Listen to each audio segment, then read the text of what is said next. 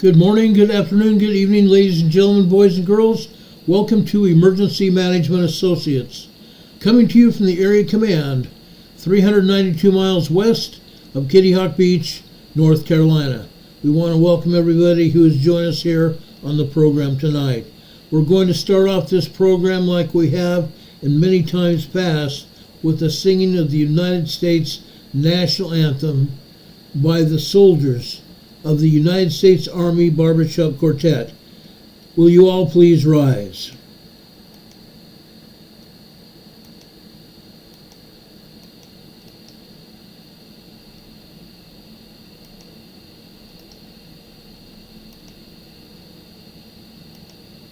I pledge allegiance to the flag of the United States of America and to the republic for which it stands, one nation, under God, indivisible, with liberty and justice for all. Now would you make welcome, straight from Washington, D.C., the United States Army Corps Quartet. Yeah.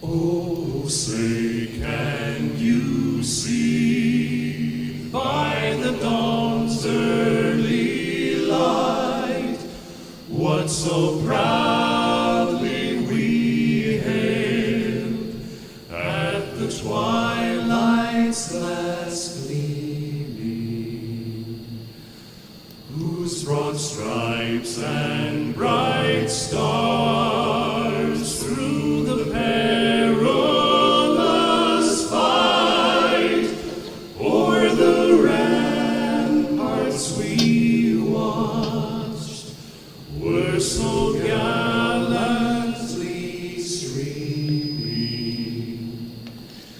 and the rocket's red glare, the bombs bursting in air, gave proof through the night that our flag was still there.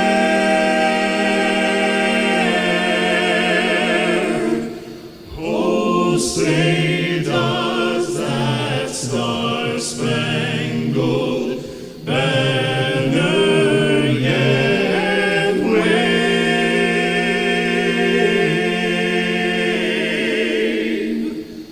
o'er the land of the free and the home of the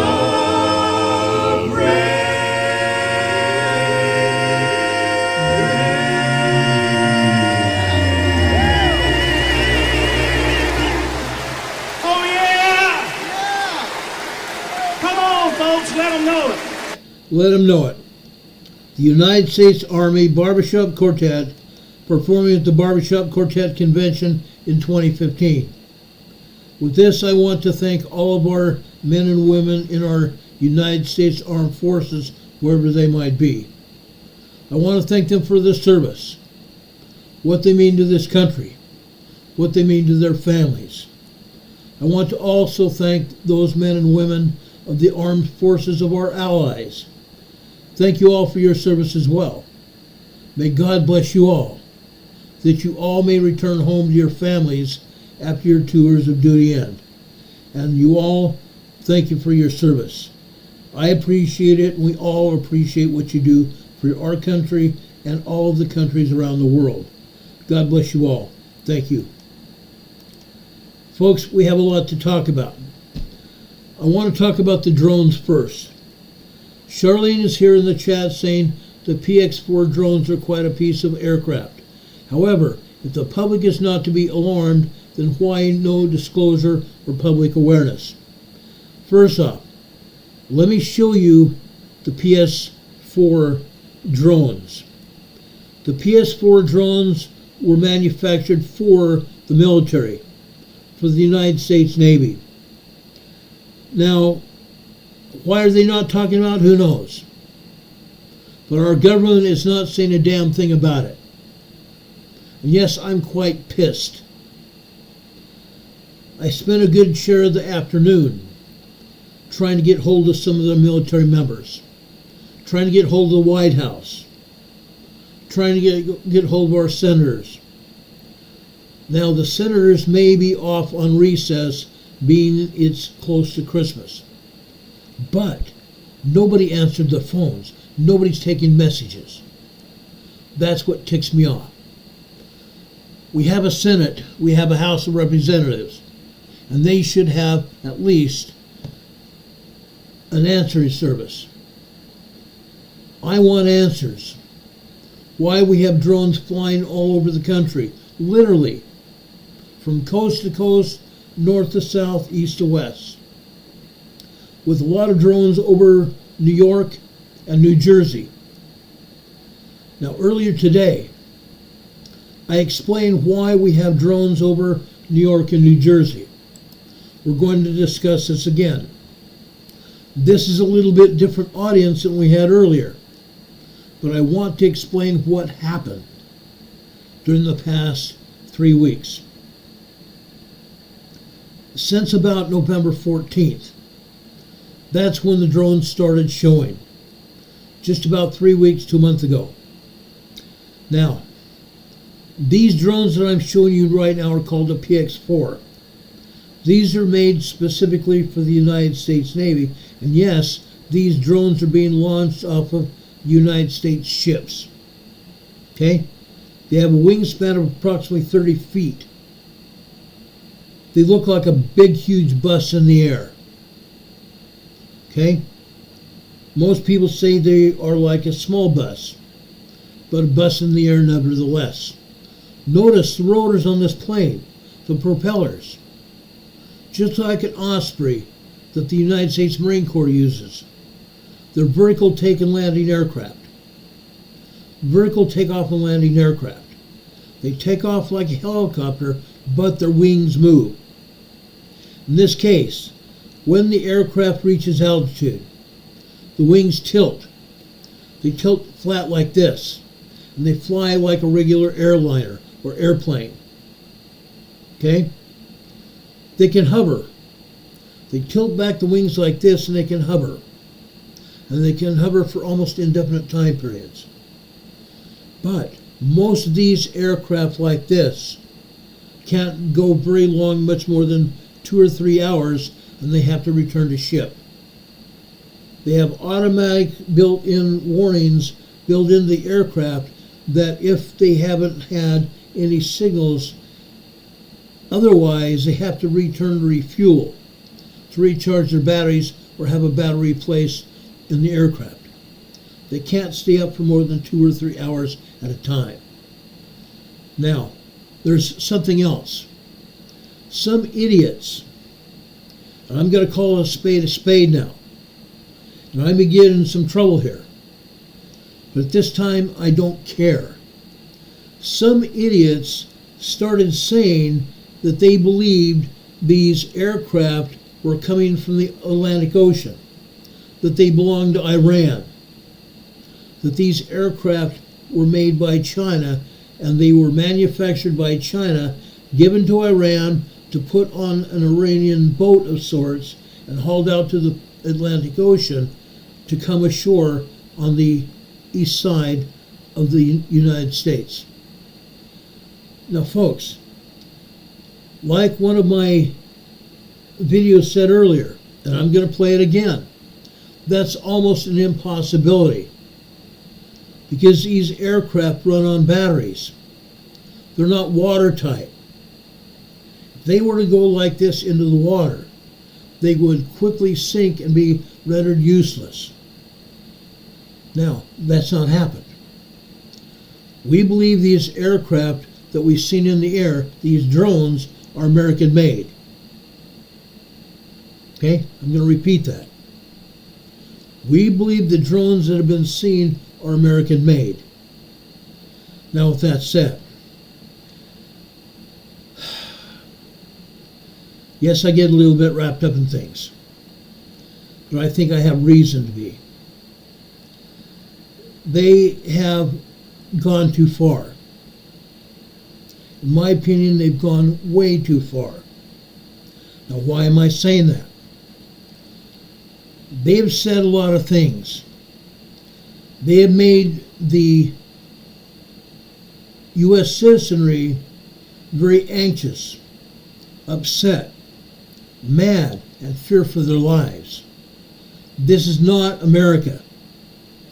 This is not America that you and I grew up in, nor an America where we would tolerate this, and we're not going to tolerate it.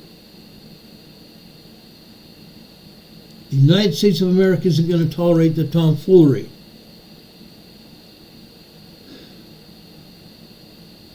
I'm of the belief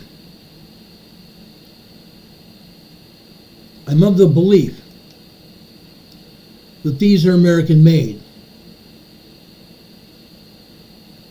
That they're hovering over cities, towns, and countryside looking for radiation. They're looking for radiation. And there's a good reason for it. Back in 1989, under President Reagan, President Reagan negotiated the settlement between Russia, the United States. Boy, that's a real sound check there. Between Russia and the United States, then the Soviet Union. Reagan negotiated the arms agreement. Russia would reduce its military and reduce its nuclear forces, meaning missiles. Now, when he did that, we all thought that everything would go well. Well, as it turns out, things did not go well. Things did not go well at all. As a result, and I hate even talking like this,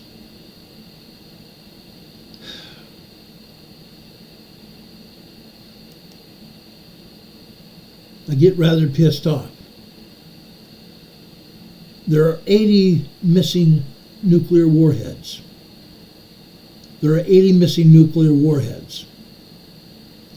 During the time when the Soviet Union existed,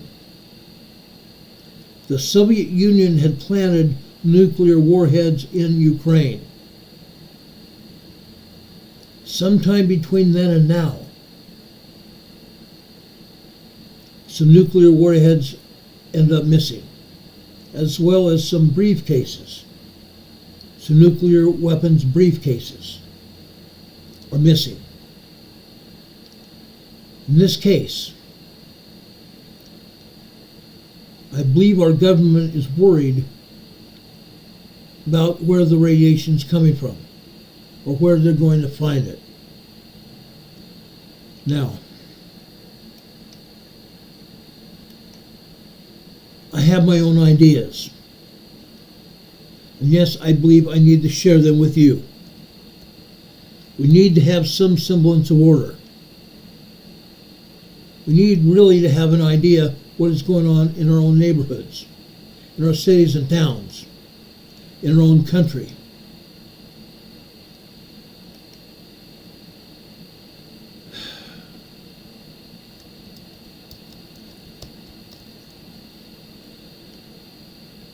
A lot is not known where those nuclear warheads are.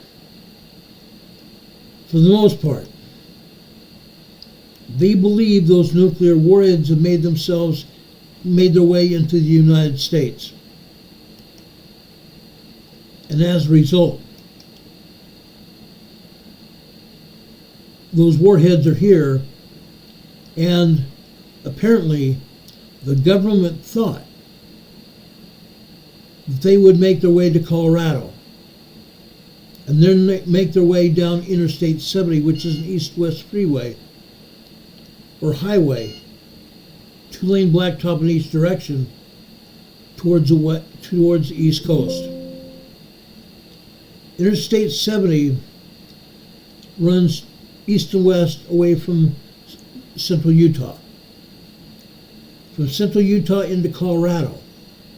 From Colorado into Nebraska. From Nebraska into Missouri. And all the way into the East Coast. Now with that said,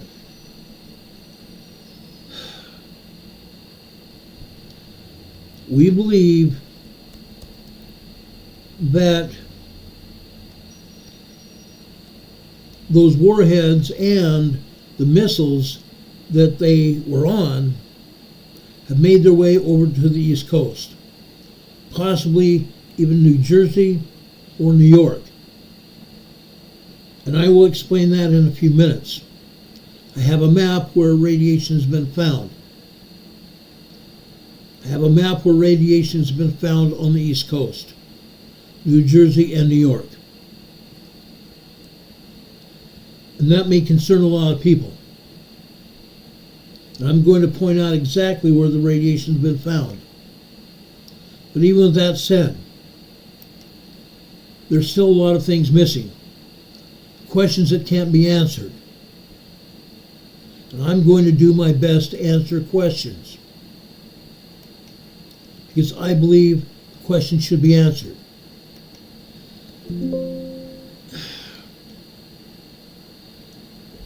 I'm concerned. I'm very concerned. I'm concerned about people's safety. I'm concerned about people's lives and families.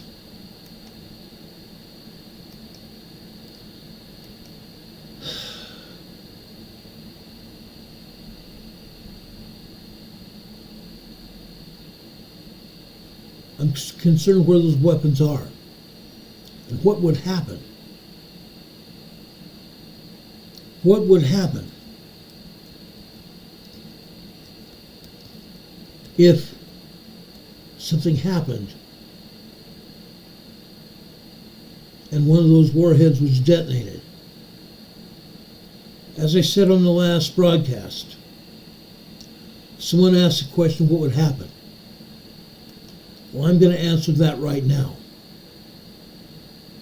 If one of those weapons was detonated, a lot of people would die almost instantaneously. Those people who would be left would be wounded with radiation. And within some amount of time, they would also perish. Children and adults. Animals would perish. Just because some idiots decided to play with Mother Nature and play with BOMBS because they thought they could. Now, I have real issues with that. I have real issues.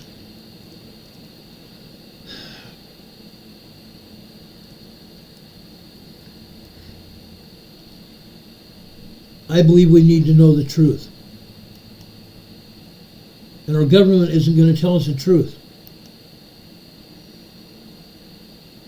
I don't believe at all the government will ever tell the truth until at least President Trump gets into office. There's a reason I say that. Just this weekend, on Saturday, President Trump put this tweet. I can't say a tweet because it wasn't on Twitter or X, but put this statement out on Truth Social. Mystery drone sightings all over the country. Can this really be happening without our government's knowledge? I don't think so. Let the public know now. Let the public know now. Otherwise, shoot them down. Shoot them down. Today, President Trump held a news conference with a small bank owner from Japan. After this ceremony was over, where Japan, that small bank, gave the United States of America $2 billion. $2 billion with a B. That's interesting, because Elon Musk is the richest man in the world, and he has $3 billion. Small Bank of Japan just gave the United States $2 billion in order to get America rolling again, to employ Americans in jobs, to get American industry going. President Trump said there were other companies that were going to follow suit to get this country rolling again. Now, in this news conference, a reporter tried to get him to talk about these drones, which he did.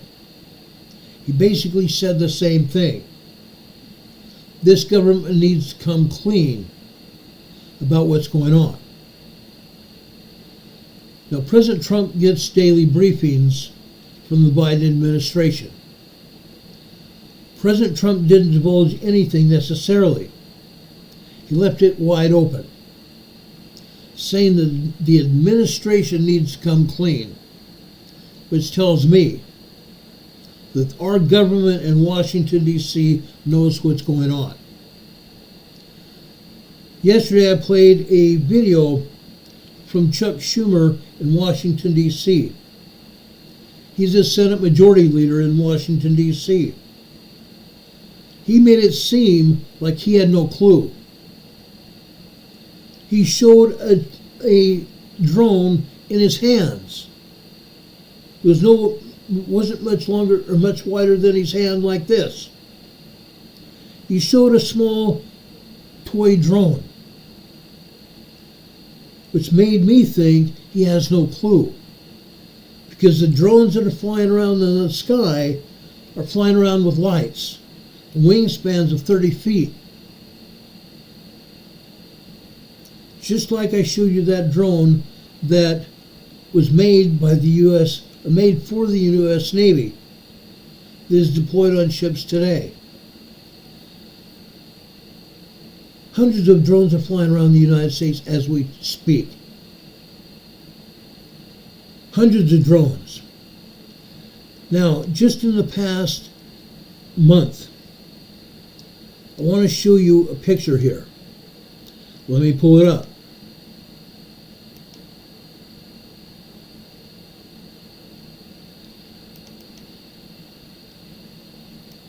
Right here. Let me enlarge it so you can truly see what we're seeing. On the right side. On the right side, it's showing drones in New Jersey day before yesterday. Those are drones that were sighted the day before yesterday. The picture on the left-hand side is a total report of drones during the past 30 days. Hundreds of drone sightings during the past 30 days. And at least 100 drones the night before last. This tells me a lot. This should also tell you a lot. These drones are not coming from the ocean, from the Atlantic Ocean. These drones are American made.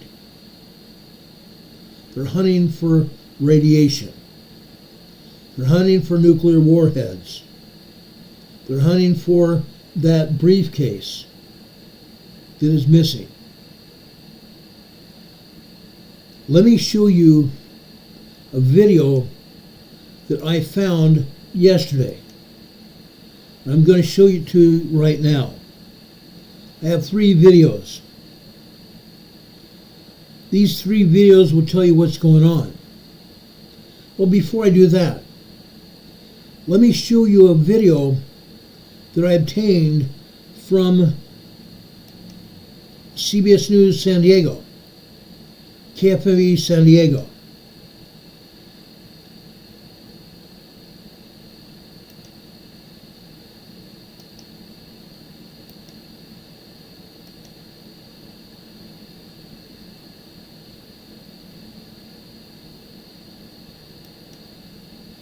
Okay, just a second.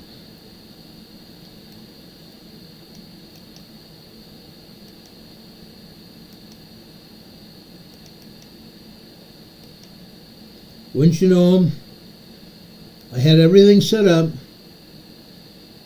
to show you this, and then when the time comes, I have to refresh it again.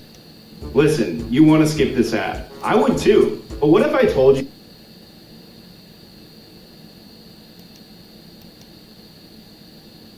Mysterious drone sightings in New Jersey. People are concerned and demanding answers, but the government isn't saying much.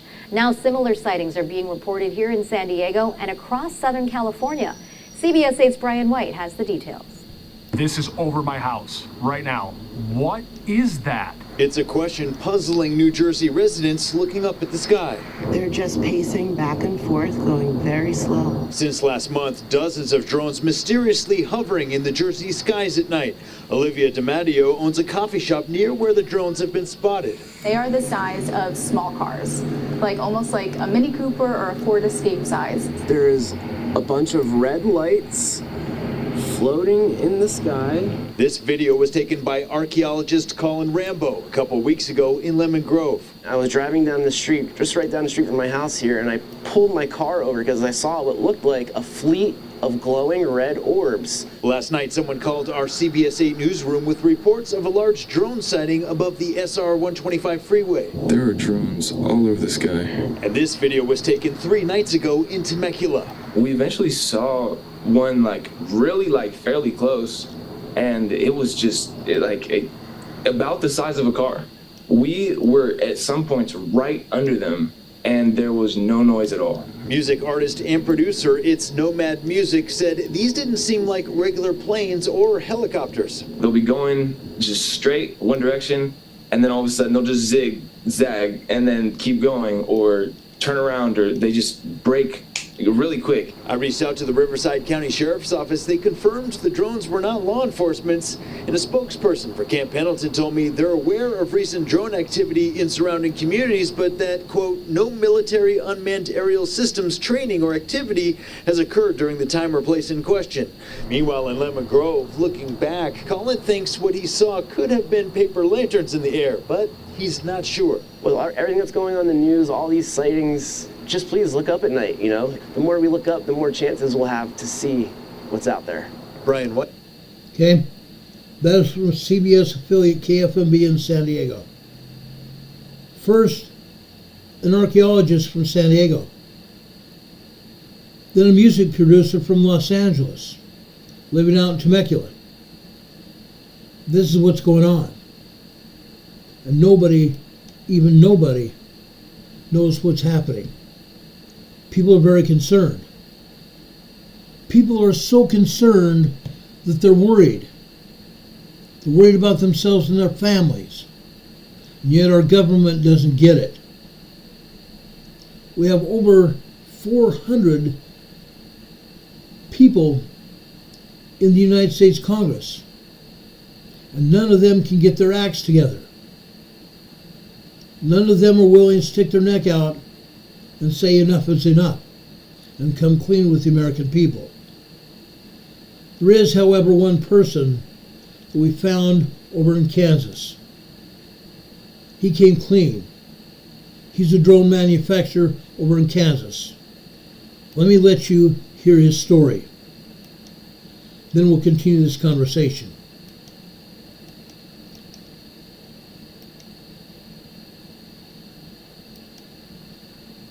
Hey everyone, my name is John Ferguson. I'm the CEO of Saxon Aerospace here in Wichita, Kansas.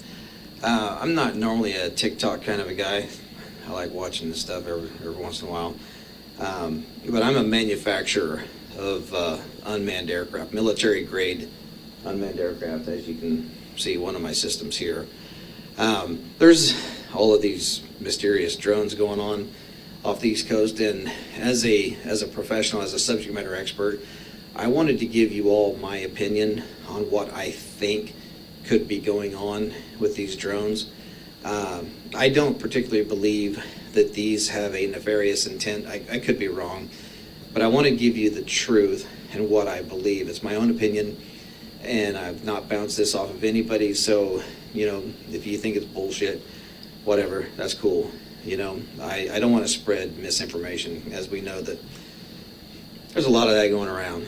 But anyway, back in the 1980s, Ronald Reagan had dismantled the nuclear program, and there were, with Russia, there were countless nuclear missiles that were disarmed and disposed of. Well, there were over 80, I believe. There were over 80 nuclear warheads that were in Ukraine that came up missing. Okay, we don't know where they are. Maybe somebody does, but nobody really knows where these are. And I speak with some pretty high-level government officials on this stuff, and it seems as though that is the case. So I spoke to a gentleman a few months ago who was trying to raise an alarm to the highest levels of our government, which they had their ears closed, about this one particular nuclear warhead that he physically put his hands on. He physically touched this warhead that was left over from Ukraine. And he knew that that thing was headed towards the United States. Okay? That is a very serious deal. And everyone knows that the United States government, this administration, is pushing to get into a war with Russia. We all know that. We all feel it. We all see it. Okay? Well, back up a few years. Do y'all remember when those drones were mysteriously flying across the Interstate 70 corridor from Colorado up into Nebraska, down here into Kansas, and out into Missouri? Well, it was believed that those drones were looking for radioactive material because there had been some material that come up missing here in the United States, and they felt like it was high probability that the nuclear or the radioactive material would be taken along the Interstate 70 corridor heading east or west or south. So from what we understand, they were out there trying to find this radioactive material.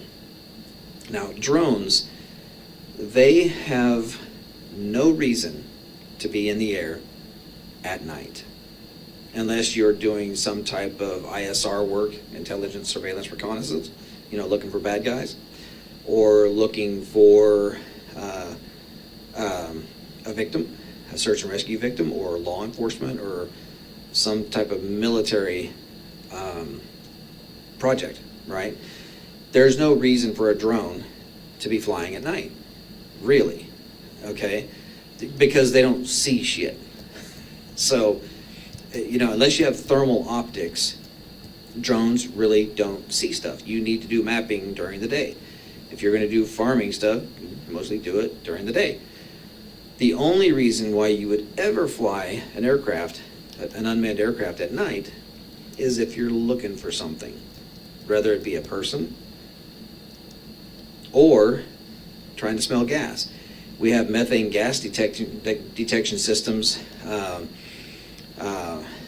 can detect gas leaks in pipelines. You really wouldn't use thermal optics for trying to find gas leaks, just simply because the only way you're actually going to find a gas leak with thermal optics is if the gas leak is aggressive enough that it has a difference in temperature. Because thermal imaging, it creates a digital image based off the temperature variance. So whatever is different in temperature, it creates an image. Usually gas leaks so slow that it goes quickly into ambient, before you can even see it. So we have special sensors that can detect gas leaks. We also have special sensors that can detect radioactive material. So with this gentleman that I had spoken with, who was trying to raise the alarm to try to get somebody in the government to say, hey, we need to work together to go try to find this nuclear warhead, none of that ever happened. They knew that warhead was on its way to the United States. That's all that ever came of it. Nothing ever happened. This government did not do anything at all to help this gentleman raise the alarm and raise awareness that there is a very deadly weapon on its way to the United States. It's out there. Nobody knows where it's at now. It left Europe, now it's gone. So my guess, my own guess, is that these drones are not nefarious in intent. If they are, but I doubt it. But if they are drones, the only reason why they would be flying, and flying that low, is because they're trying to smell something on the ground. That's it. There's no other reason for a drone to be flying in the air other than to piss a bunch of people off at night. That's it. So, my belief is they're trying to smell something on the ground. Gas leaks, radioactive material, whatever. So, and do I think that they're coming up out of the ocean? No, I don't think so. Drones that are multi-copter type drones, not the fixed wing aircraft that look like regular airplanes, but the multi-copters, they only have so much battery life. They have hybrid versions that are gas powered with electric, but those can still only fly for a short period of time. There's no way in hell that any drone is going to go miles off the coast as a multi-copter and fly into the interior of the United States and do a bunch of work and then turn around and fly back. It's just physics will not allow that to happen. So these drones, I believe, are launched from a location that nobody knows, but I do believe that they're flying low enough that they're just trying to sniff the ground and try to find something. So again, I hate to be a pessimist or a guy that thinks directly to the negative. However, I know as a professional, I mean, we build professional stuff for the military. I believe that they're actually out there trying to smell something that's very important. So anyway, let me know what you think of this video. I'm not trying to gaslight. I'm not trying to scare people. I'm just trying to let people know that this is a serious deal. It's only serious for what the potential could be, or for what the potential is. There's a lot of them out there. They're flying all over. They're flying low. They're flying at night. There's no reason for it other than to smell something. So anyway, God bless. I hope you all have a wonderful Merry Christmas. And okay, I've got 2 other videos from him that I need to show you. Each one has a lot of good information in it. And I would hope everybody would stick around to hear it, because this will answer a lot of our questions. This will answer a lot of our questions. If you don't stick around, you're not going to hear it. Now, I say that all the time. You're not going to hear anything unless you stick around for it. There are a lot of people that watch this program for 10 or 12 minutes and leave. Well, tonight is not the night to do that. You need to stick around for our entire video tonight. It's chock full of a lot of good information, including a school shooting in Wisconsin. It killed 3 people, including the gunman who turned the gun on himself. Another shooting at a residence in New Mexico, just outside Albuquerque, New Mexico, where the gunman, a 16-year-old guy, got drunk and murdered his father, his mother, and his 2 teenage siblings. Incredible. I'll talk more about that in a few minutes. This is the second video I need you to see. Please watch this. This is important.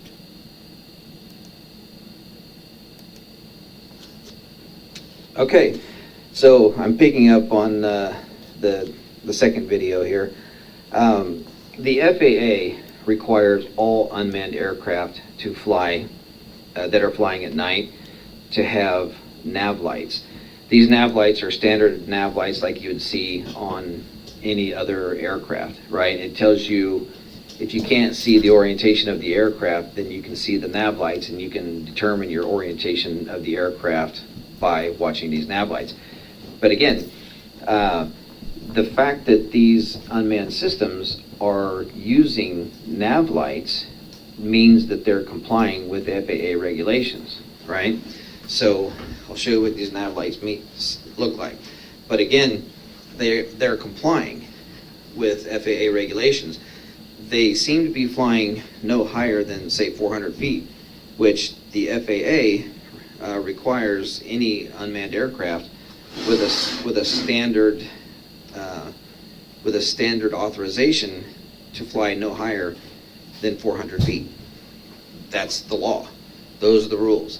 And if you violate that, then you pretty much stand the risk of getting your license taken away. All drone operators commercially have to have an FAA Part 107. It's very simple to get. You can go on YouTube and type in FAA 107 study course, and you can go get your go to pay $150 and get your drone license, and you can do this in less than a week, right? So again, they seem to be following the FAA regulations. Okay, so I'm going to take this aircraft here that I showed you earlier, and I'm going to put the battery in it.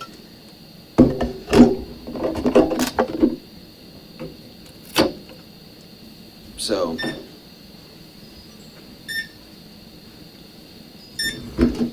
you can see here that we have standard drone lights, right? Those are the nav lights, and if you're going to fly at night, you have to see those aircraft. You have to see those lights fly, or you have to see those lights from roughly 3 miles. So now we're going to go to the communication system. The communication system is very complex. I don't believe that they're flying from vessels offshore, because there's only a few things that you can do with your communications. With a standard radio link, which is C2 and video, command and control and video link, your antennas are only going to allow you to fly so far, okay? So I'm going to draw a line. I'm going to try to do this here, but I'm going to draw a line here, and here you are, okay? Now, this area here is where your drone's going to fly, and that's with a standard antenna that is kind of directional, moving this way. The other thing we have is a dipole antenna, and that's just a straight up antenna. It kind of just looks like this. You probably have seen them, but they send out a signal like this, and we're using about 1 watt of power, okay? So with 1 watt of power, with a dipole antenna that sends out a signal of 360 degrees, with 1 watt of power, you may only get, maybe 1,000 yards, or maybe 2,000 yards, So you're not going to get very far. But if you go with a directional antenna and you look at like a pie, like this is half of the pie, and your drone's flying out here, okay, you're taking that 1 watt of power and you're sending it out this way. You may be able to fly here, and that will give you maybe a mile, maybe more than a mile. Okay, so having the vessel or the drones flying off miles off the coast is not feasible. The second thing is you have to look at your flight time. You have drones that have gas, like the multicopters, like the one I showed you. They have gas engines that push electric motors. They're called hybrid systems. Still, they may only get really roughly 90 minutes of flight time, okay? So now, the other thing you can do with your antennas is, here you are, you can go at a 45 degree, okay? You're still pushing 1 watt of power. That means that you're not wasting all your power over here and over here, but you're pushing all of that power this way. So this could be a range of 10 miles that you could fly, okay? So if you're flying out 10 miles, what's the difference between here and here? That could be 15 miles or 10 miles, we don't know, right? So again, you're only at 10 to 15, maybe 20 miles tops, okay? So the next thing that you can do is you can use a tracking system. So wherever the drone flies, the antenna will lock onto the drone, and you're pushing a small beam with 1 watt of power. Now you could go to 2 watts of power, but now you're starting to get into the FCC regulations, right? You actually have to have authorization to fly an aircraft using radios with 2 watts of power. So if your drone is here and you fly out, you might be able to go 100 miles. But the tracking system has to track, so wherever the aircraft goes, right? Wherever the aircraft goes, that antenna is going to track that drone. And if you lose lock on that aircraft, then the aircraft has a safety feature that will allow it to come back. So it's a fail-safe, right? Most drone people know this stuff. So again, there's a lot of things that are happening with these drones that prove that they are not nefarious in intent. Now, as far as gas is concerned and emitting gas or shooting at stuff, I've seen some of those videos, and that doesn't work for me, because if they're shooting any type of projectile, if they're launching any type of projectile off of an unmanned aircraft, that puts you right up there with Osama bin Laden and Saddam Hussein, right, here in the United States.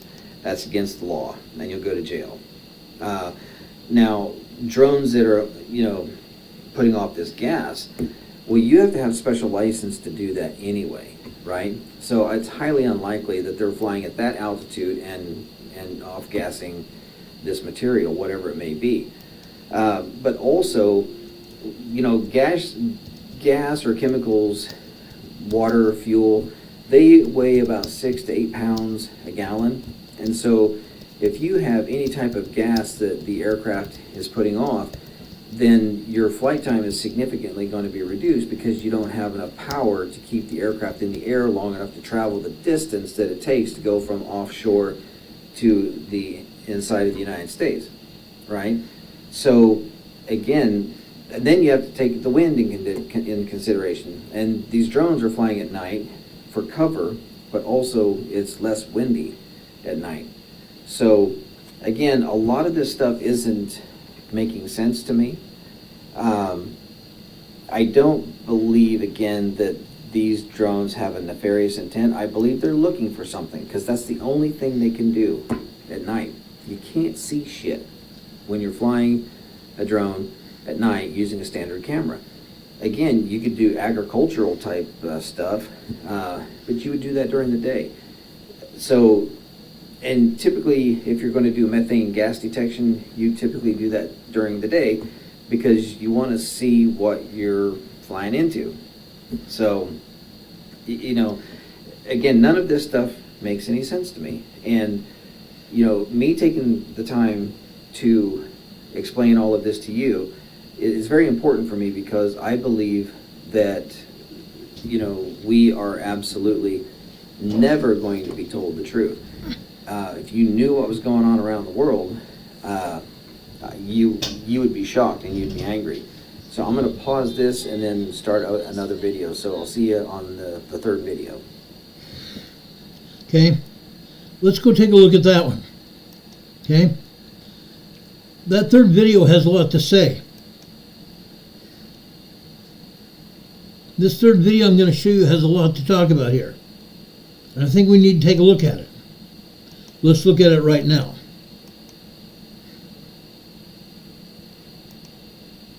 Now remember, these drones have aircraft markings on them. Okay? All these drones are complying with United States Federal Aviation Administration guidelines. Okay? Actually, before we take a look at this video, okay, I want to show you this PX-4 Navy drone. Look at the markings on the side of this aircraft. Okay? It has aviation guidelines, or it's following aviation guidelines in identifying this aircraft. Okay? Each and every one of these drones has markings on them. Each one of these drones are also having marker lights. Okay? They have aviation warning lights on the aircraft. Yes, they've turned off, sometimes they've turned off the nav lights, navigation lights. They've done that. I've seen it happen. That's a violation of law. That's a violation of FAA regulations. But they have the nav lights that is supposed to let everybody know where these aircraft are at so that we don't have an accident with another aircraft running into it. Okay? Let's go watch this third video now.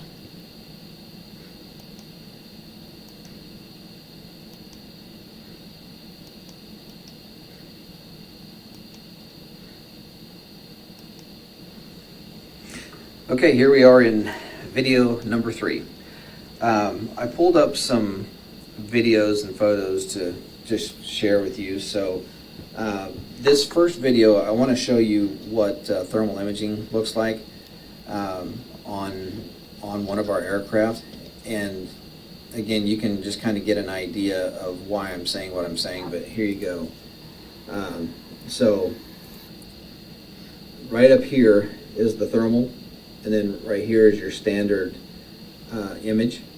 So kind of hard to see, but you can see that we're zooming in. So there's not a lot that you can see, you know. So again, sorry if I'm not doing a very good job of showing, you know, pointing the camera. Here's another video of, you can see the aircraft here, and then you can see what the aircraft sees here. So again, it's difficult, and I'll show you our nav lights. So you can see that's our aircraft. So you might be able to see how the aircraft is just kind of hovering there, and then we're able to move the aircraft along. We can rotate, and then we can fly. And this aircraft, our inspector, is one of the fastest aircraft in the market, and this thing will top out at about 70 miles an hour. So the other thing is that there, on the previous video, I had some people kind of doubting my credibility, and I'm going to show you some of this stuff, not that I really need to, but I'm doing it just because I want to, you know, just establish my credibility right out of the bat here, okay, right out of the cage. So again, I've been fortunate enough, you know, to be politically active. I'm running for office in 26, and I've been able to meet with presidents, generals, kings, queens, governors, and ministers, you know, around the world. And so this is in Sudan. I'll show you this. So that's Matk Inspires, and of course that's me right there. So, and then this is just recently, this is the president of Burundi, and that's myself. So again, for those that have, you know, cast any doubt on my credibility and what I do, you know, I'm a factual type of a person, and I'm the guy that will say what others will not say. Sometimes it's to my detriment, but whatever. At least you all know the truth. And so when I run for office in 26 and I do win, you know, I want to do something that that's not really done in office today and have not been done in several decades, and that's just keep everybody informed of what the hell's going on. There's a lot of nefarious activity going on around the world, and if y'all knew about it, you would not be happy. You would not stand for what is happening to us. So me sharing this video, I'm sure I'm going to get a visit, which is fine because I work with a lot of the law enforcement folks anyway, and they know who I am. They know what I do.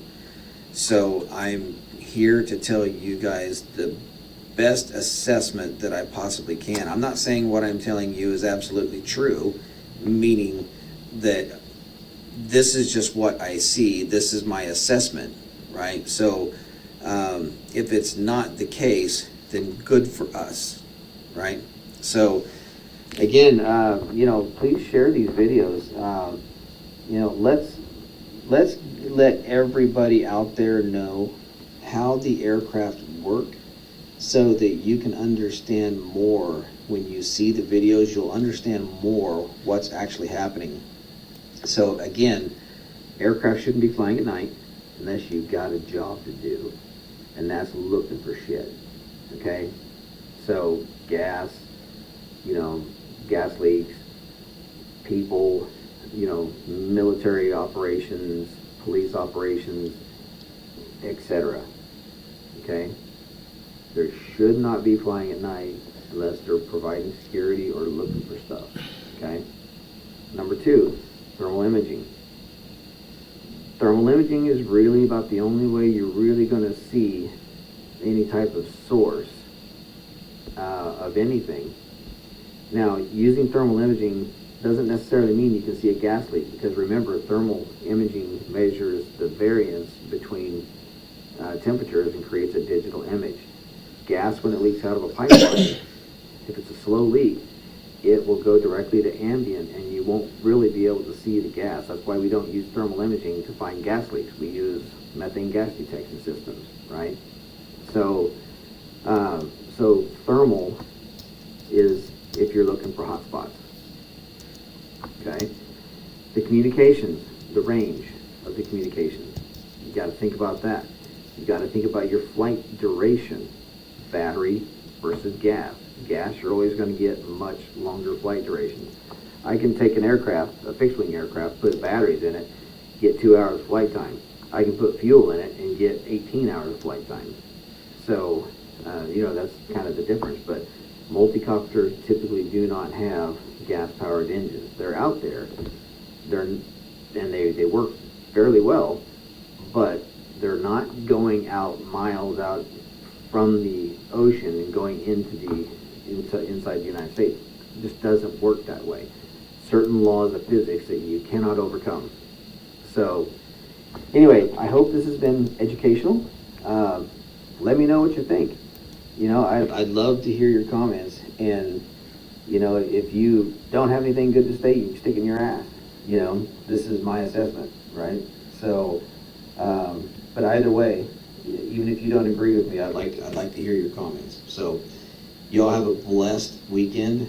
Have a great day, and I hope you all have a Merry Christmas coming up. So, thank you. Okay. He's the one that had the information, and he wanted to share it with everyone. He was on the Benny show, the Benny Johnson show, yesterday. I saw his videos and I talked to him today.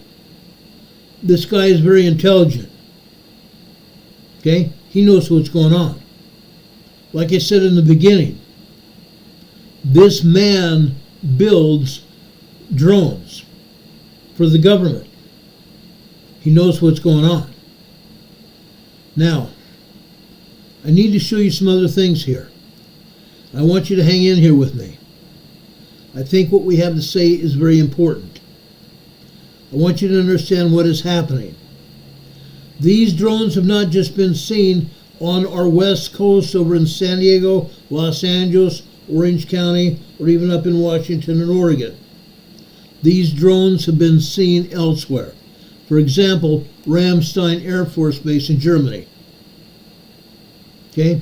Ramstein Air Force Base is having those same drones that have been spotted over the U.S. Air Base in Germany. And not just that. Let's take this story a little farther. Drones are spotted flying over Ramstein Air Base in Germany earlier this month. The aircraft flew over U.S. Air Base at Ramstein. A security source told Reuters that German authorities have not traced the operators of the drones, but they ruled out that they were operated by amateurs. Okay? The German authorities have ruled out the possibility that these drones were operated by amateurs. Okay?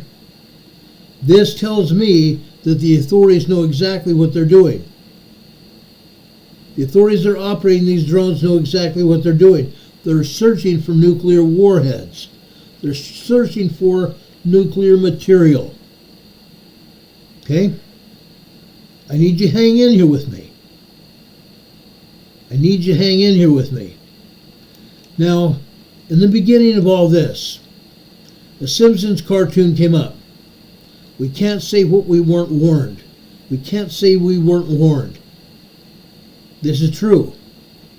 This kind of activity has been happening for a great long time. It's been happening since the early 50s. Now, with that said, there was UAV crash in a backyard in New Jersey on Saturday. Okay? You can see the crash site here. The authorities, firefighters, and first responders were right there. But the problem is, so is the FBI. And within a very short time, the FBI said there's nothing to see. They mopped up the scene and they left. And they denied it happened. Okay? The FBI is now denying it happened. Secretary of Homeland Security Mayorkas. Sumbawa region, Indonesia, class light, magnitude 4.1, 8 minutes ago. Secretary of Homeland Security Mayorkas has said it didn't happen.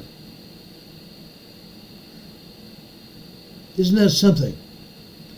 But what we know about Secretary Mayorkas, he's a liar. He's a cheat.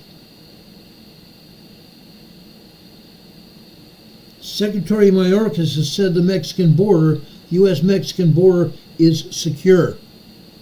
What a bunch of crock that is. Okay? Secretary Mayorkas lies like nothing else. Now, today, he came out and said that they need further legislative tools to work with in order to gain the teeth that they need to enforce the law. Really? They need more teeth to enforce the UAV law, to control the drone flying. These are not amateur drones. These are professional. These are not fly-by-night drone operators. These are professional drone operators. Secretary Mayorkas has no clue. It's my belief and feeling that Mayorkas belongs in jail. He's lied to the public. He's not doing his job. He's collected a paycheck and not done anything for it. Mayorkas belongs in a prison cell, along with Obama, Biden, and everybody else. Mayorkas is a liar. Mayorkas is nothing but a liar. Now, I'm going to continue this here. I would hope everybody would hang in here with me. Now, someone here in the chat, the message was taken down, said that we are being fed, the mainstream media, the three-letter agencies, and the USBS are good at it. You're absolutely right, they are. But I'm not talking about the three-letter agencies. What I am saying is that we are dealing with something we've never seen before, something that we never dealt with before. This is completely different from anything that has happened before. Okay? I'm sickened by it. Our government has lied to us. They lied to us about this drone crash and say it didn't happen. And since then, there's been another drone crash. It's interesting how this happens. It's very interesting how this happens. Today on the Glenn Beck Show, ABC 7 News in Los Angeles showed these plasma globules, or globules. Plasma globs floating in the air. Okay? Now, why are they calling it plasma balls? Because they did not get close enough with their cameras to understand what was going on. Because if they got close enough, they could see in the middle of this plasma area that they're calling plasma balls, that there is a UAV, an aircraft in the middle of this round ball here. Okay? That was on the Glenn Beck Show earlier today. Now, besides that, there's been another aircraft crash, and they're not talking much about that. Heaven forbid. Heaven forbid they talk about it. Now I want to show you this. I don't think I showed you this earlier. This is the number of UAV sightings in New Jersey. The first one is last night. I should say on the 13th. This shows the number of UAVs, or the acrobatic antics of these drones. The one slide on the left is showing all the drones that have been seen over New Jersey in the past 30 days. That's a lot. Approximately 150 sightings on the left-hand side during the past month. That's a lot. Now there's something else you need to see. Okay? That's this. Like I said, those drones are Those drones are flying around to find radiation. These green balls here, these green round spots, they're showing radiation that is just fine. Normal radiation. But let me zoom in on this. Okay? Let me zoom in on this. You're going to find that these red areas are high intensity radiation. These red areas are high intense radiation. The bottom of this picture here is over Long Island. Two places here. One place is nearly 300 rads. The one on the left is 300 plus rads. The one at the top above that is just west of the George Washington Bridge. The one on the left is a little bit different. This is well over 300 rads here. Look at that. They have already found 4 places with high energy radiation emanating. Now, they are trying to find this on foot now. They've also flown these drones close to these spots to try to navigate around it so they can zero in on it. But they also have people on the ground looking very closely at what's going on. Now, the one spot on the far bottom right, it's near a Home Depot store. We've deduced it's near a Home Depot store. Would Home Depot have radiation? Possibly. Possibly to use for construction. But that shouldn't be showing radiation like this. So there are 4 places over in New York and in New Jersey that the authorities have found by flying these drones. Okay?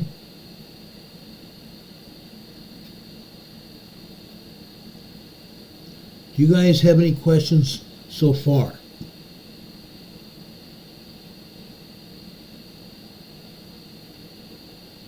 Charlene is saying, wouldn't it be funny to find out that these drones are made or owned collectively by our nation's politicians?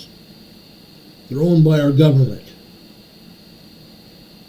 These drones are either rented or owned by our government.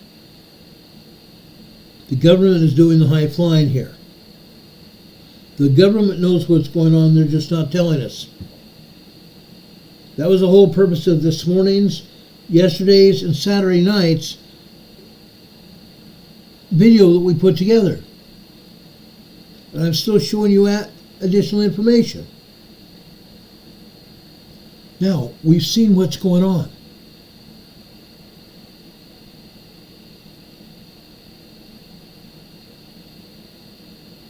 Yes, Catherine Sigerson says she's relearning everything.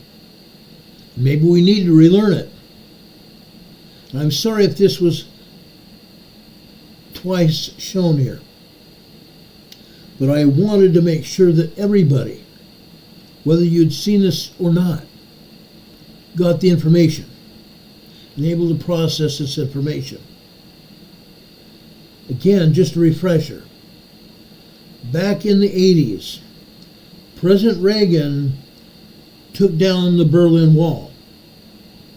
He also renegotiated the nuclear arms agreements with Russia, the old Soviet Union. When he did that, there were nuclear weapons from Russia over in Ukraine. Those weapons have disappeared. 80 nuclear warheads, including nuclear briefcases, have disappeared. And they believe they're here in the United States. That's why they believe they've got these drones flying around trying to find the radiation. Until they do, I believe we're going to still have this. Now, given this situation, we all know that the election is over. The election is over. And the inauguration is January 20th. Is there going to be a false flag event? I hope not. And what I'm hoping, as the inauguration team gets together and picks an alternative site for the swearing in, that it's not done in public. Now, they've done it before.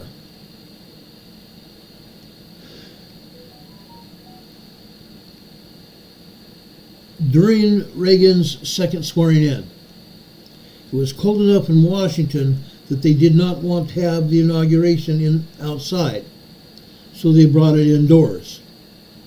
So it would not be very far off the bat to take it somewhere else and have it done before cameras in some other, either the White House or some other building. If they're afraid that something's going to happen, that would be their best bet. And I'm hoping that's what happens. Harbor Girl says she believes he's in Florida. I believe President Trump is in Florida. He was there earlier. Okay? Cowboy Roy Rogers said he was sent a video of a drone Saturday night near Tinker Air Force Base in Oklahoma City, Oklahoma, with other messages and a phone call. I believe that's true. There are drones over at Tinker. Saturday night into Sunday, they closed down either LaGuardia or JFK for a while because of drones flying over the runways. They also closed down one other air base. Actually, it wasn't an air base, it was an airfield. Let me bring up that airfield in just a second here.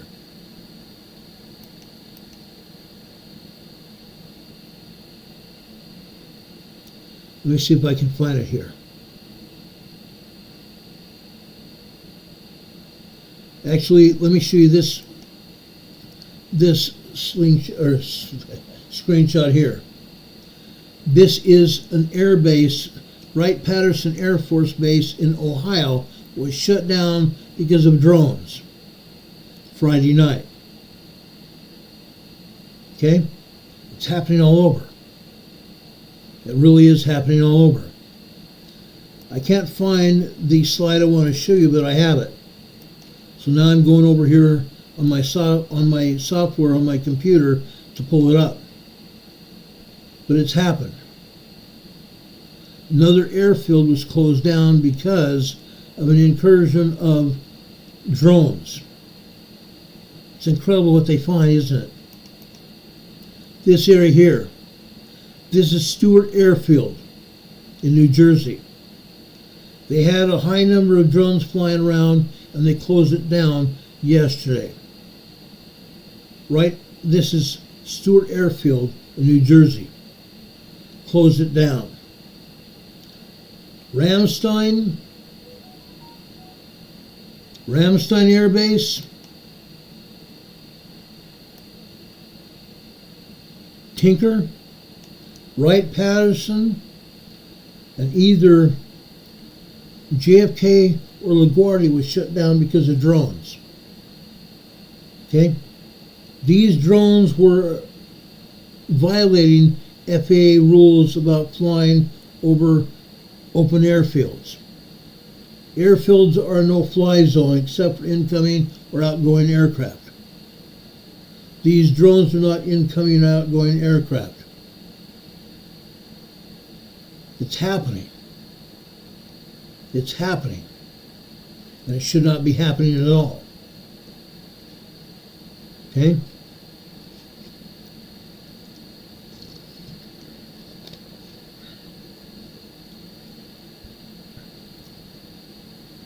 Juby Joe says, if we can't get information on recent developments and saw a sorry response using props, we can sleep. I'm sorry, I can't do that. So far, we have had 3 drones flying around here near Morganton, North Carolina for the past 3 years. 3 years. One right out over here towards the west here. Almost straight up into the west is one. Out here to the northeast is another, or southeast is another. Then there's another one out here to the west. 3 different drones high in the sky. They're high enough not to be able to be seen by binoculars. I've tried to get a photograph of my I've got a telescope here. I haven't been able to get a photograph with my telescope. I'm going to still try.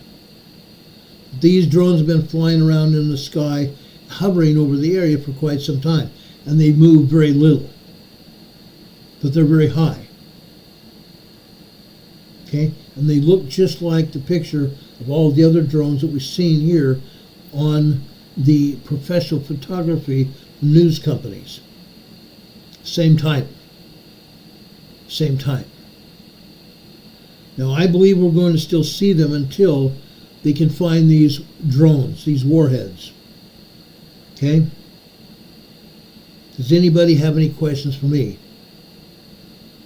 Adrian is asking, so what happens when they find them? When they find these warheads, these active BOMBS, they will confiscate them. And they will protect the public from those warheads. Okay? Now, when I've been part of bomb squad activities in San Diego, when we find a bomb, usually they put it in a tight container and the bomb squad takes it from there in a bomb-proof container so it doesn't blast a hole in the side of the container. They take it out to a place where they can detonate it without anybody getting hurt. That's what I see them doing with these. And I don't think they're going to detonate them. They're going to try to deactivate them. Okay? I think they're going to try to protect the public interest. Okay? That's what I believe. That was a great question.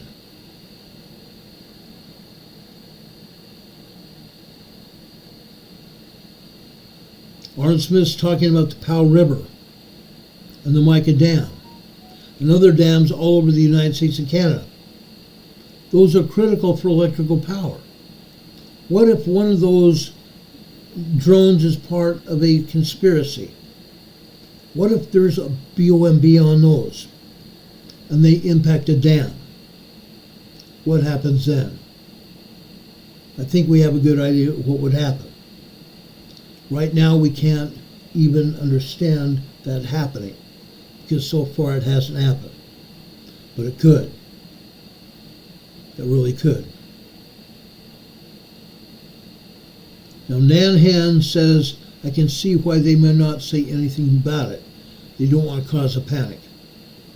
Well, on the same token, if you were outside your house or inside your house and you heard one of those drones hovering over your house, what would you think? That's also happened. If you had these drones flying back and forth over your head, what would you think? The United States government has to come clean at some point. The United States government has to come clean. You owe the public that much honor by telling the public what's going on. Because either way, they're going to have some kind of panic. And right now, there are private people that are saying they're going to take matters into their own hands. Now, with that said, I told you the other night, last week, that if I have the chance and it's anywhere near me, I'm going to take it out. I won't take it out if it's near a neighborhood with homes or residences of any kind. If it's around me in an open area, yes, I will take it out. If I believe I can get a good shot, I will take it out. I believe I owe it to my fellow man to take it out. But if I can't take it out and I can think I can get it, I'm not going to take the shot. If I think it's too far away, I'm not going to engage it. But if I think it's close enough, it's gone. And I believe there's a lot of other men and women that feel the same way. Our government is not doing anything about it. Our own government is not doing anything about it. Heaven forbid the Canadians have the same problem. And I understand the Canadians do have the same problem in some areas. But yes, if I have the opportunity, if I have a very convenient area and it's low enough and I can take the shot, I will. But I'm not going to do it in a residential area. Okay? That's against the law anywhere in the United States.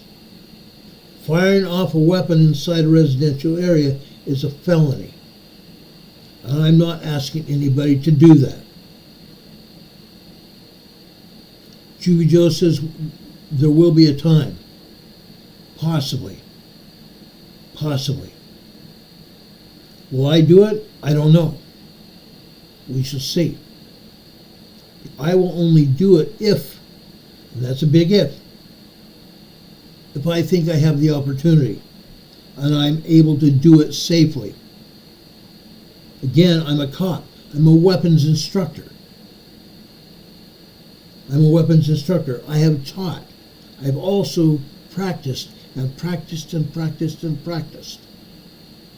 I know what I'm doing. And I would not ask anybody to do it except if they have practiced, if they've been trained.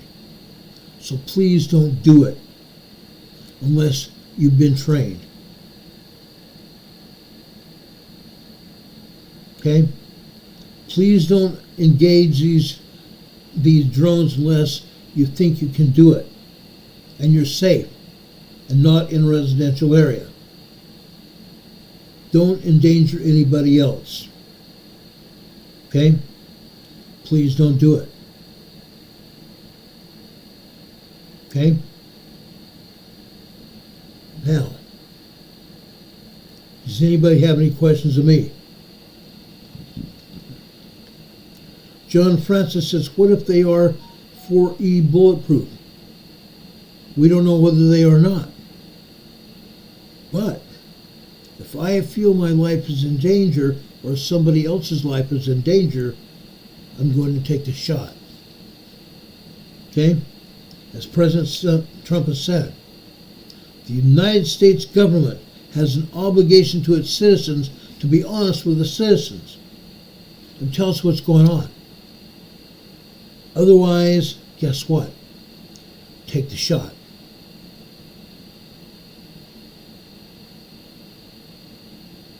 Adrian says, what advice can you give us to prepare?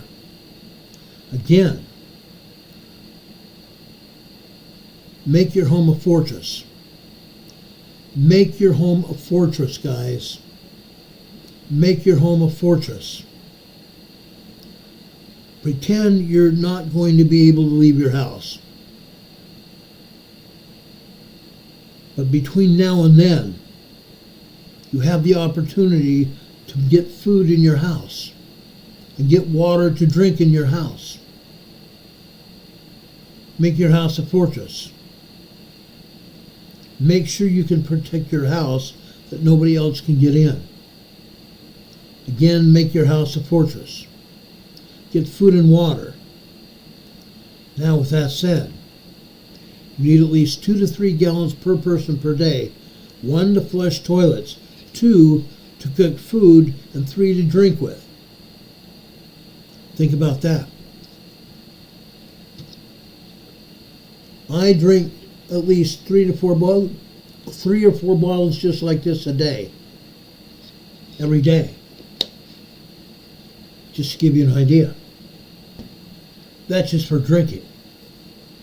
My dogs, we have a 4 or 5 month supply of water for them, which includes cooking for us, because we share those gallons of bottled water for us and our dogs.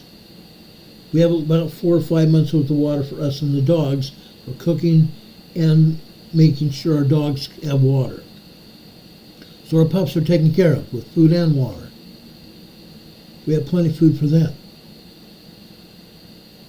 Make sure you have food and water for yourselves, number 1. Number 2, you need to have an emergency preparedness plan. Write out on paper what you're going to do when an emergency affects you. When an emergency affects you, you need to write out a plan so you can follow a plan step by step by step. So you know what to do. That does not mean you're going to evacuate your house and go someplace else. Yes, you can bug out. If your house is not safe, you could bug out. In this case, you need to have a plan for where you're going to go. We told you to have at least 3 routes to get to where your final destination is. 3 routes to a final destination, and also 3 destinations in case one of those destinations is closed and you can't get in. On a map with colored pencils like this. On a map, draw your different routes with different colors on a paper map. Because guess what? Cell phone towers are going to go down. So these won't work. Make sure you have paper maps. And on the maps, draw your routes to your different destinations with different colors. That way, you can use your destinations on the map. Use your routes on the map. 3 different destinations. And you do not want to use highways necessarily. If absolutely necessary, use a highway. But if you don't have to, use surface streets, because you do not want to encounter a roadblock for any reason at all. You never want to encounter a roadblock. Whether the National Guard or the local police or state police have put up a roadblock. You don't want to do that. Use surface streets to get through a roadblock area.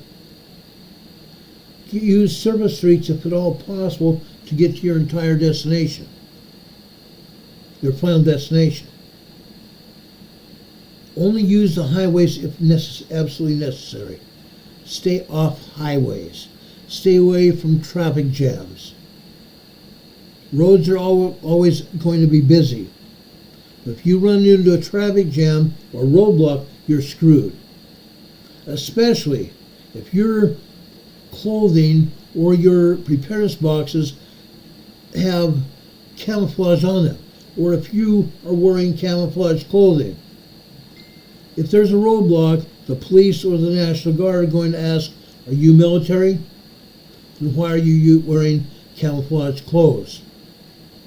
You're going to be stopped and asked a bunch of questions, and you may be pulled into a secondary examination area, further wasting your time. Stay away from highways and stay away from roadblocks. Okay? I think that's plain and simple. Second, if you're going to fortify your house, do so. Okay? If you have a possibility of radiation, I've told everybody, get some plastic tarps. Get some plastic tarps and a lot of duct tape. Get a lot of duct tape. Then, if you have a feeling that there's radiation that's going to come through your neighborhood, put those tarps around your windows, all the way around your windows. Okay? Put the tarps on the wall with duct tape around all your windows. Do not let any air through those tarps. If you have a fireplace, do the same thing with the fireplace. Close the damper and put a tarp around the face of the fireplace so no air comes through that fireplace. Because if there's radiation, it's going to come down the flue of your chimney right into your home. You don't want to do that. Again, tarp off the front of your fireplace and use duct tape to hold the tarp on. Okay? Do the same thing with your doors. Do the same thing with your doors. Completely seal up your house. Even cold air returns, seal those up. So you will get no radiation inside your home. Okay? I'm only giving you good information so you can protect yourself and your families. Have plenty of food and water. Okay? If you have the ability, go into an underground shelter, a fruit cellar, a vegetable cellar, or a tornado shelter underneath the ground. The further underneath the ground you are, and the more protection you have from the outdoors, the better. Okay? Or if you have the money, you can have a shelter built for you. A steel shelter built for you. I've seen those done. You can find those shelters all over the internet. They're there. Okay? Christine's here in the chat saying, where did nuclear force devices go off and when? Nuclear force devices have not gone off. They have not gone off. But we're talking about if they go off. If and when they go off. Okay?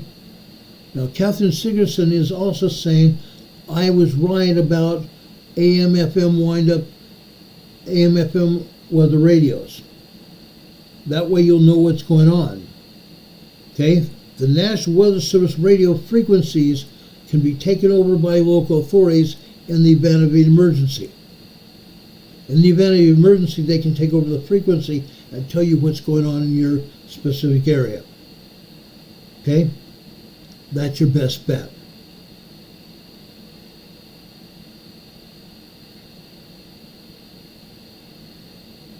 Right now, we have not had any BOMBS go up. Okay? Yes, there are a lot of drones flying around. That's happening. But we have a potential risk factor here. We have a potential risk factor, and the United States government is not doing anything to alleviate that risk feeling that everybody has. How would you feel if you were in New York City or New Jersey, and one of those drones was flying just high enough near your building and you saw it?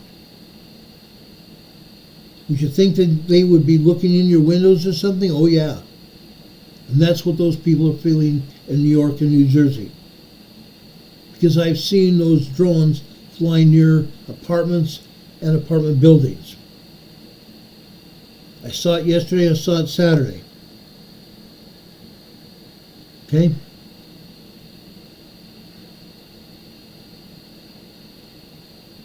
Richard Smith says his ham radio weather station seems to always work well. Mine does too. Of course, I'm really prepared. I'm not like a lot of you that aren't prepared. I put up a poll I told you about the other day. I put it up Thursday or Friday last week. I've now had 37 responses, and most of them are very positive. Only a handful of people either don't have 72-hour kits or preparedness kits at all. And I've told them to get busy and get something done to protect themselves. And I'm telling you that. I've been telling everybody that for a long time now. Years. If you want to know what a preparedness kit is, go back into our videos here on this channel, and anywhere where it says preparedness, go to that video and watch it. Go to that video and watch it, because you'll find a lot of good information on that video. It will either say preparedness, or it will say preparedness fair, or it will say preparedness plan, or preparedness kit. But anytime the title of the video has preparedness in it, go back and watch it. There's always great information there. Okay? I recorded a lot of videos over the years. My last channel had 25,000 subscribers before YouTube took it down. Now I have 600, 700 videos I've recorded so far in the last nearly 2 years. I put these up so you guys can have them, so you guys can get good information from them. Those videos are for all of you and my family. I record those videos so everybody has those, so you all can get prepared. Becky's going to put her grandbaby to bed. Becky, thank you for being here. I appreciate it. We all appreciate it. Lama's Light says, Catherine, you always have a large bag with what you need. Absolutely. Absolutely. John Francis says, but this time it could be the real deal. You're right. You're absolutely right. It could be. But again, I'm giving you this information because it's a big deal. And a lot of people are very concerned, and they have a right to be concerned. Because, again, our government is not doing enough to protect us. They never will. If the government comes knocking and they say they're here to help you, lock the door. Keep them out and lock the door. Because the government will never be there to help you or me. Not going to happen. Richard Smith says, if I were in a real dangerous situation, would the International Space Station help me? I doubt it. Number one, unless you were in contact with the International Space Station, then and only then would they say anything to you. It's possible you can talk to them, yes. Would they be able to help you? I doubt it. Unfortunately. Unfortunately. Charlene is saying, Richard, every man for himself. Pretty much. That's why we're here. I'm here for you. I'm your man Friday. I'm here for you. I've always been here for everybody. Just me says I'm without family and friends to help me. I'm old and now very scared. Can't get out of this small apartment and haven't been able to for over a year. No one is reading this. I am reading it. Just me, you have friends here. You have family here in the EMA family. Subscribe to this channel. Subscribe to this channel. We will be here for you. We will be your family. We will be your friend. Be here to talk with you. Subscribe to this channel. You have a friend here. I promise you that. Remember what my buddy Don Patoka said here in the chat. He just put this up. It's important. This is very important. Don says, everyone has some form of hardship or handicap. The real challenge is realizing that all of us can be a bright light for some, or an example for someone to do something. Only the very few can do everything. We're here for all of us. Each and every one of us are friends and family. That's why we call it the EMA family here, the Emergency Management Associate family. That's why we're here. Okay?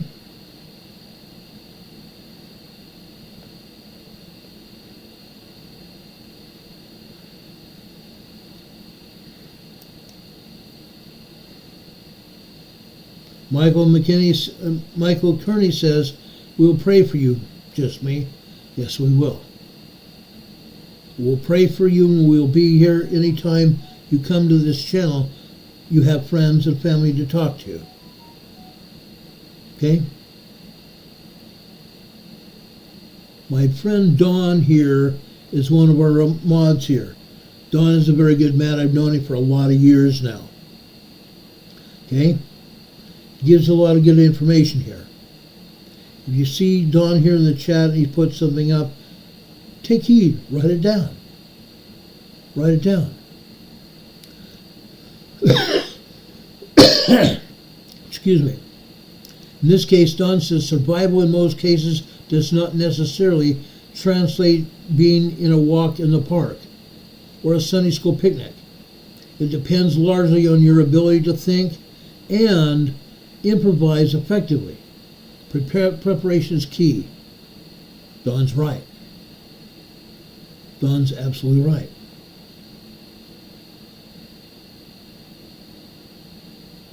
Juby Joe, we're so thankful you're here with us. Juby Joe has been a good friend of ours for quite some time. We love her. We love all of you. My buddy Demon Catman is one of my best friends here as well. Demon Catman is in England. In England. A lot of the same things that are happening here are happening in England as well. He's seen it happen. And he's got a lot of great ideas as well. Listen also to Demon Catman here. He's a great man. And yes, Demon Catman is saying that you can send me questions and suggestions, information, or even complaints to our email address, rltnspdema@gmail.com. It's going through or scrolling through the bottom of this our screen here. Our post office box is also here. Our post office address is 104 North Green Street, Box 105, Morganton, North Carolina, Morganton, North Carolina. The zip code here is 28655. Okay? We love cards and letters, especially with my wife. If you write my wife a card or a letter, you'll get a response. Carol is a very wonderful lady. She's a very wonderful lady. She's kind, she's courteous, and she's smart as a whip. Okay? Each and every one of our mods here are wonderful people. All of our people here in the chat that I know of here are friends, personal friends, and EMA family members. These people, men and women, are excellent people. Okay? Each and every one of them. Each and every one of them. They're great people. Now, while I still got the floor here, I want to show you some other things here. The other night there was an earthquake. Actually, several earthquakes. Okay? Over off of the North California coast again. Okay? 5.3 earthquake. 5.3 earthquake off the west coast of Petrolia, California. 5.3. Folks, I'm telling you right now, I went through every seismograph reading. 300 plus 300 something like that seismograph readings. This was not a 5.3. This was a 6.3. This was a very strong 6.3 earthquake, not a 5.3. Just a week or so ago, they said this was a 7.2 earthquake. they downgraded to 7.0, which is still a major earthquake. Folks, as you can see, we're still having aftershocks after that 7.2, which was actually 7.4, 7.5 earthquake. Seismic energy is still here. These are all aftershock. Each and every earthquake here could also be a foreshock of a much larger earthquake. Again, what you're seeing here is a 5.3 earthquake just the other day. Actually, it was yesterday. It's not on the earthquake map anymore. YouTube took it down earlier today. Okay? A 5.3 earthquake here. Now, that 7.2, 7.5, 7.6 earthquake, it was off the coast here. There's something else you need to know about.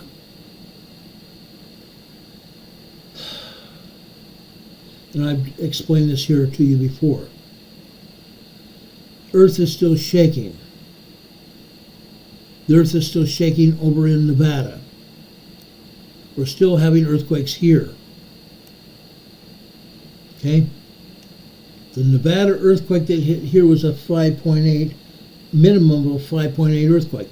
A large, very large earthquake. But as you can see, we're still getting earthquakes here. Aftershocks. This red earthquake that you see here is a 3.8. A 3.8 small quake. It's an aftershock of the 5.8. Okay? But as you can see, there are a lot of other aftershocks here. If you go over the USGS map, we're still having earthquakes today. We're still having earthquakes out here in Nevada today. Earthquakes over in California, around San Francisco.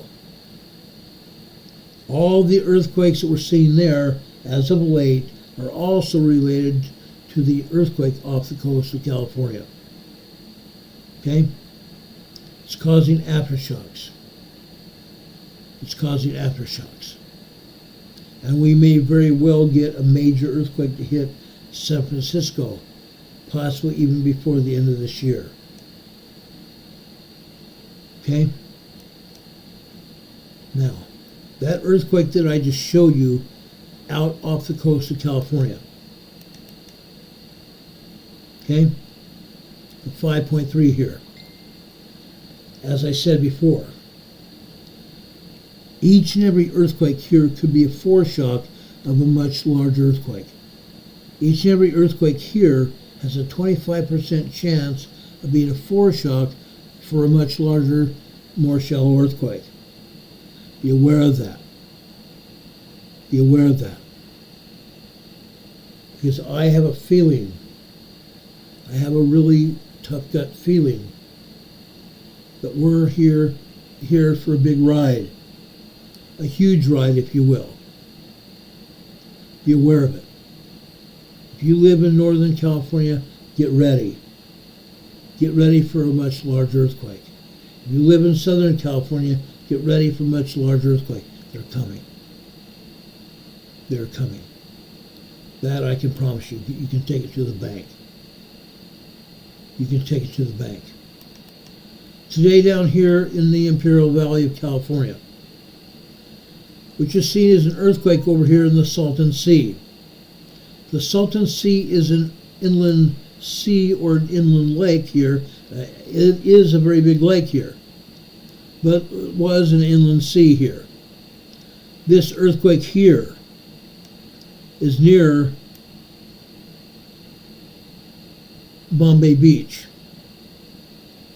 This is a 3.4 earthquake. A 3.4 earthquake here in Bombay Beach. That other earthquake further south is in Brawley. It's also on the San Andreas Fault, what they call the Brawley Seismic Zone. The Imperial Valley here has anywhere from 400 to 500 earthquakes here every day. 400 to 500 earthquakes here every day. And these earthquakes are getting larger and larger every day.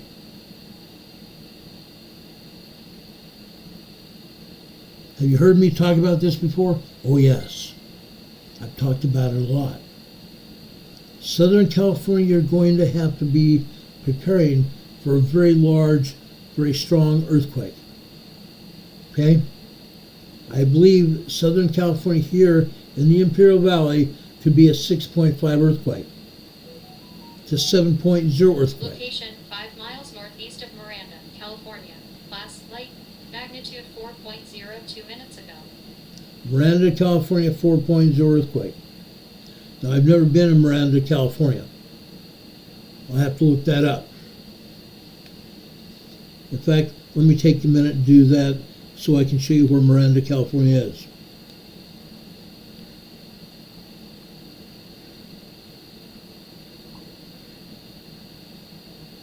Now, let's look here.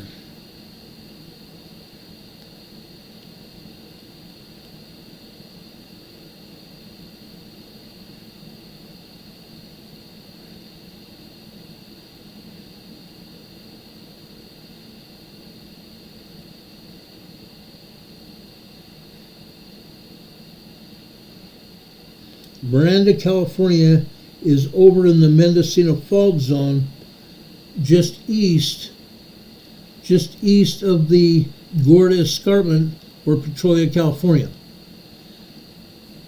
Let me shut this slide down here and bring up the earthquakes off the coast of Northern California again. Okay?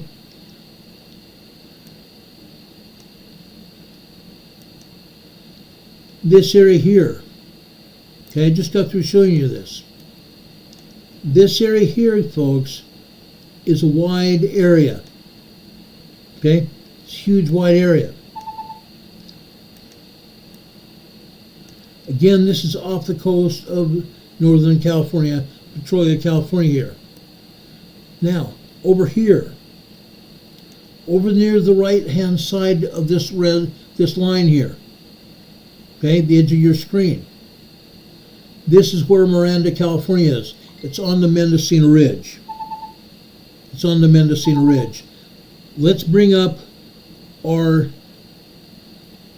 webcam here and I'll show you where it is on my device here.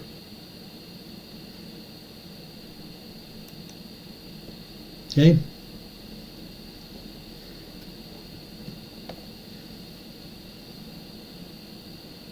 This is where it is. Okay? You can see all the other earthquakes off the coast here.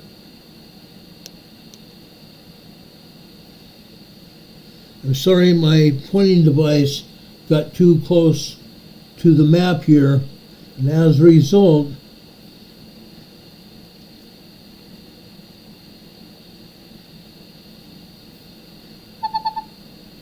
okay, you see where this earthquake hit. This is Miranda, California here. Okay?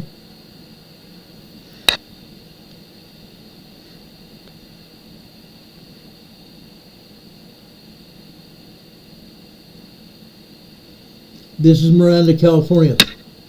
However,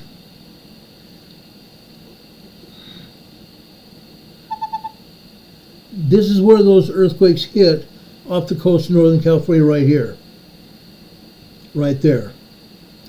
Over here to the east is the Mendocino Fault Zone.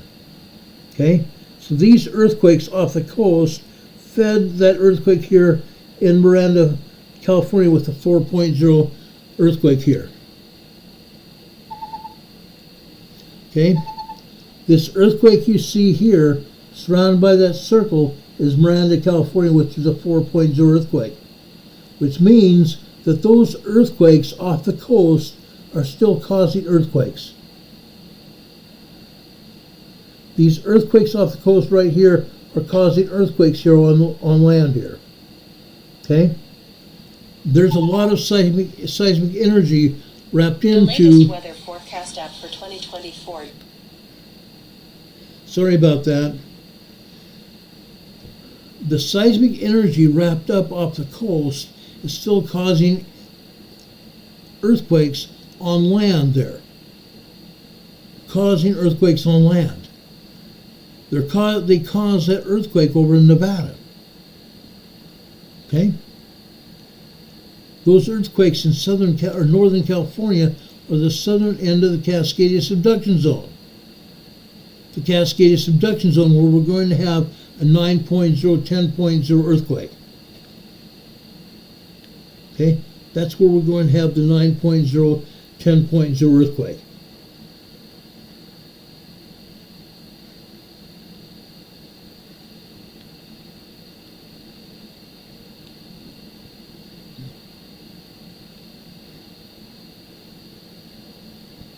Okay, here on this other map, see that line going off the coast out to the west into the Pacific Ocean? This map doesn't have all the earthquakes that you saw on the other map I showed you. But that is where the Gorda Escarpment is that goes off into the Pacific. Now we showed you on that other map, this 4.0 here in Miranda, California. This earthquake in Miranda, California is also linked to all the other earthquakes offshore. This other line here going north is called the Cascadia subduction zone. The Cascadia subduction zone. The top of this subduction zone is where I shouldn't say the top, but this area where the subduction zone goes north here is called the Cascadia subduction zone for a reason. Because right up here is Seattle-Tacoma area. This area here, the Cascadia subduction zone, is where we expect that 9.0 earthquake to occur. The 9.0, 10.0 earthquake is going to occur somewhere in this area. And not just Seattle-Tacoma is going to be affected. That 9.0, 10.0 earthquake is also going to affect Vancouver Island and Vancouver, British Columbia. This whole area here on the west coast of North America is going to be affected. When that big earthquake hits, it's going to originate up here. It's going to be felt all the way up into Alaska. But the seismic energy is also going to go south, all the way down to Mexico, northern border or southern border of the United States, all the way down here. Okay? But what they haven't told you completely is that seismic energy is going to be felt all the way across the entire continent of North America, Canada and the United States, all the way to the East Coast. By the time that seismic energy reaches the East Coast, we're not going to see a 10.0 or feel a 10.0 earthquake. However, we will probably feel at least a large 5.0 earthquake, or maybe larger. Because that seismic energy is going to travel all the way across the continent.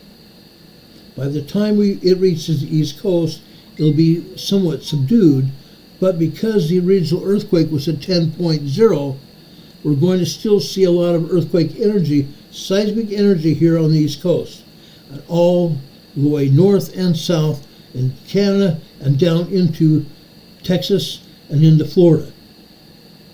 This major earthquake of the Cascadia earthquake is going to be huge. It's going to be huge. Okay?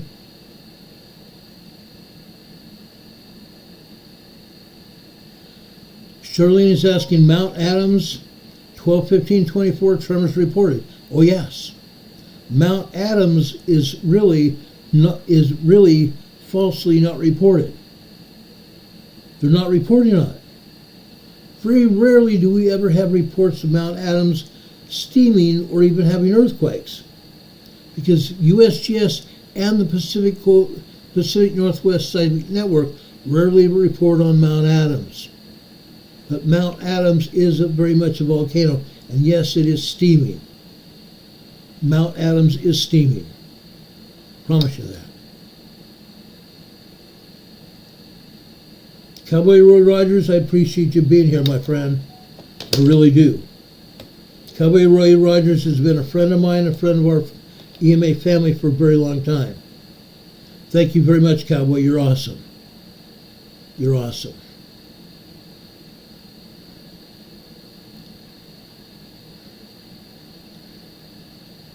Charlene is saying Mother Earth is alive. You're absolutely right. And yes, later this week we'll take up the Pacific Northwest again. Tomorrow I want to take up mostly Southern California unless something big happens with these drones and stuff tomorrow. And yes, things will change. I'll report on that tomorrow.